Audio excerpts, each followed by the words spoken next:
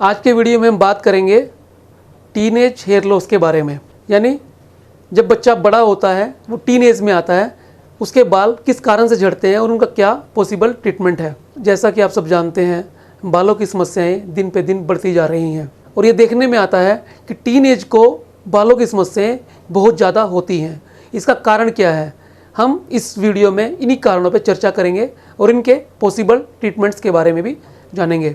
मैं doctor Mukesh Agrawal VSCA hair clinic YouTube channel पर आपका स्वागत करता हूं। आज के वीडियो में हम बात करेंगे टीनेज हेयर लॉस के बारे में। हम जानेंगे उन 5 कारणों के बारे में जिससे ये टीनेज हेयर लॉस होता है और इनके क्या ट्रीटमेंट है। टीनेज हेयर लॉस में सबसे पहला कारण है हमारा लाइफस्टाइल। जब बच्चा बड़ा होता है तो उसके खाने पीने रहने की आदतें कुछ अलग हो जाती हैं। उसे अपनी बातें अपने ही तरीके से अच्छी लगती हैं और वो अपने तरीके से ही दुनिया को देखना चाहता है।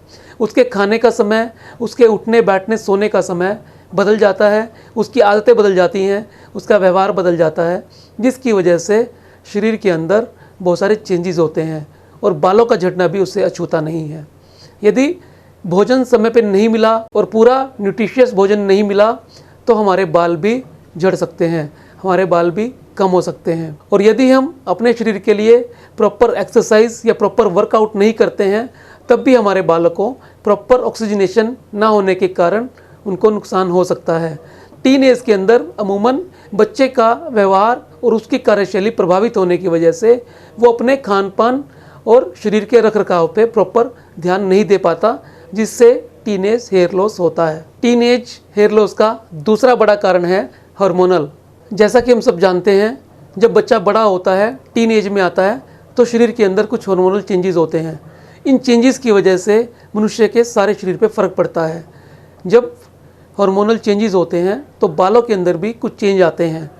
यदि फीमेल्स के अंदर किसी कारण से ओवरीज में सिस्ट बन गई हैं, जिसे PCOS कहा जाता है, पॉलीसिस्टिक ओवेरियन सिंड्रोम कहा जाता है, उसकी वजह से कुछ फेशियल हेयर आने शुरू हो जाते हैं, या आवाज़ भारी होनी शुरू हो जाती है, या फिर बाल पतले होने शुरू हो जाते हैं, जिससे फीमेल पैटर्न हेयर लॉस के कुछ लक्षण फीमेल्स के अंदर देखने को मिलते हैं। जब मेल्स में टेस्टोस्टेरोन बनता है तो कुछ चेंजेस आते हैं और बाल पतले होने शुरू हो जाते हैं, जिसे मेल पैटर्न हेयर लॉस कहते हैं। टीनेज हेयर लॉस का तीसरा बड़ा कारण है ओवर हेयर स्टाइलिंग।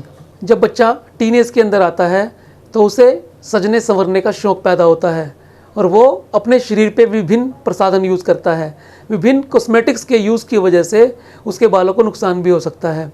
जब वो पोनीटेल वगैरह बनाता है तो बालों को ट्रैक्शन एलोपेशिया होने का डर भी होता है, जिससे फ्रंटल एरिया से बाल कम हो सकते हैं या वो परमानेंटली डैमेज हो सकते हैं, जिसे ट्रैक्शन एलोपेशिया या फ्रंटल एलोपेशिया कहते हैं।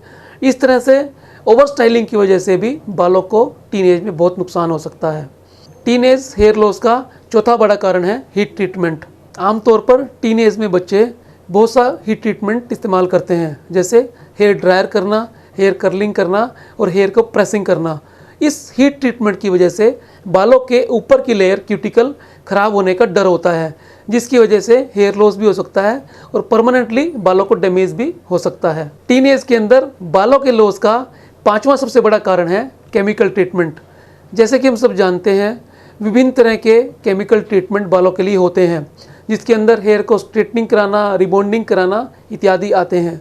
इन ट्रीटमेंट की वजह से बालों को बहुत सा नुकसान हो सकता है। बालों की ऊपर की क्यूटिकल लेयर खराब हो सकती है, बाल बाइपोलर हेयर में कन्वर्ट हो सकते हैं, बालों की जड़ों को, फॉलिकल्स को नुकसान हो सकता है, बालों के अंदर फंगस का इन्फेक्शन होने का डर होता है।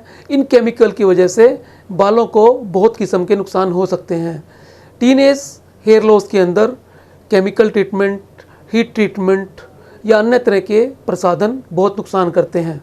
आज हमने चर्चा की उन 5 कारणों के बारे में जिससे टीनेज में हेयर लॉस होता है। जैसा कि हम सब जानते हैं, कारणों के अंदर ही इलाज छुपा होता है। अगर हम टीनेज के अंदर इन सब कारणों से बच सकें तो हम अपने बालों को बिल्कुल स्वस्थ और बढ़िया रख सकते हैं। टीनेज के अंदर बालों को अच्छा पोषण देने के लिए आप न्यूट्रिशियस डाइट खाएं, खूब पानी पिएं, स्ट्रेस फ्री लाइफ जिएं, अच्छी नींद लें और केमिकल और हीट प्रसाधनों का कम से कम इस्तेमाल करें। अगर आप इनसे बचकर रहेंगे तो काफ़ी हद तक आपके बाल अच्छे नज़र आएंगे। यदि फिर भी आपके बाल झड़ते हैं या इन चीज़ों के इस्तेमाल की वजह से आपको हेयर लॉस परमानेंटली हो रहा है तो आप अपने ट्राइकोलॉजिस्ट की सलाह ले सकते हैं। मैं उम्मीद करता हूं कि आपको ये वीडियोस अच्छे लगते होंगे। आप मुझे कमेंट बॉक्स में लिखिए कि आप जिन विषय पर जानना चाहते हैं, मैं कोशिश करूंगा कि उन सब विषय पर आपके लिए अच्छे से अच्छे, बेहतर से बेहतर वीडियो बना सकूं। मिलते हैं अगले वीडियो में फिर एक नए विषय के साथ। तब तक के लिए नमस्कार, जय भारत, जय हिंद।